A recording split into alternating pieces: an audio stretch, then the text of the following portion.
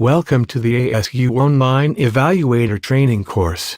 This course is intended for anyone responsible for evaluating the effectiveness of faculty who are teaching online or hybrid courses in which 50% or more of the meetings, communication, content, instruction, and assessment take place in a virtual learning environment.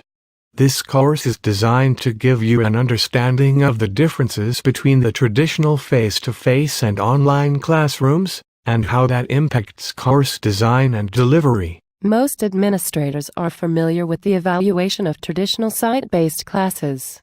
A typical scenario begins with the administrator making an appointment to observe the classroom performance of a faculty member on a specific day.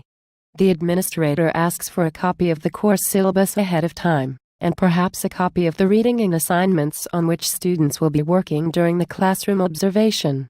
The administrator arrives in the classroom and sits in the back, taking largely subjective notes on the faculty member's classroom presence, which includes the faculty member's rapport with students, the amount of student discussion during the class, the number of student questions raised, and the type and quality of the faculty member's supplemental media usage, for example, writing on the board, showing videos, discussing readings, using real models. After the classroom observation, the administrator writes up an evaluation, using a summative instrument to mark the faculty member on a set scale with regard to presentation skills, professionalism, material coverage, and media usage.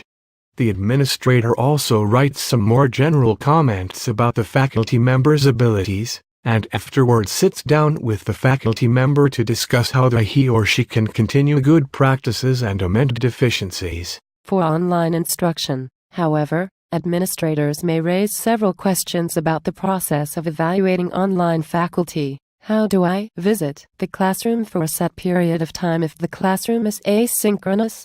What should I look at to prepare myself for the discussions that the class will have? How can I evaluate the faculty member's classroom presence in an online course? In order to say I have evaluated the faculty, where should I visit in the course shell, how often, and why? How can I ascertain the quality of the class discussion and whether the faculty is taking enough of a part? Should the online faculty use more multimedia than a classroom faculty? A lot of the questions from my classroom visit rubric don't seem to apply. What questions are cognate? How can I evaluate an online course if I've never taught online, myself? The answers to many of these questions are, fortunately, simpler to answer than might appear on first glance. For example, taking the first question into consideration, visiting an online course in order to observe faculty-student interaction can be set up, not according to time as in the traditional classroom observation, but according to course unit. If a 1-hour classroom visit shows the administrator 1 out of the 45 contact hours that constitute a 3-credit course, then a similar chunk of an online course should be opened to the administrator. These and many other issues as it relates to what constitutes best practices in the planning, design, development, preparation, and delivery of online instruction will be addressed in the following weekly modules. Let's get started.